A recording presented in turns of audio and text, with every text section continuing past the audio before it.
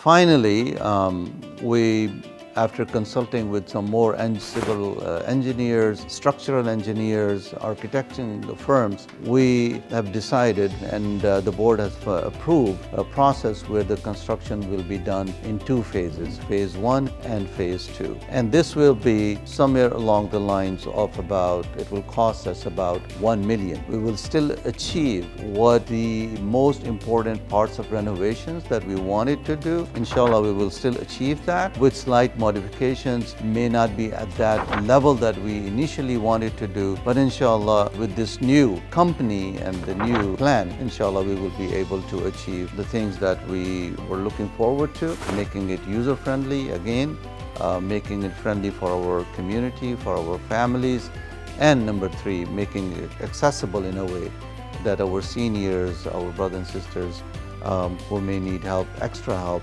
will be able to, inshallah, benefit from all of these facilities, inshallah.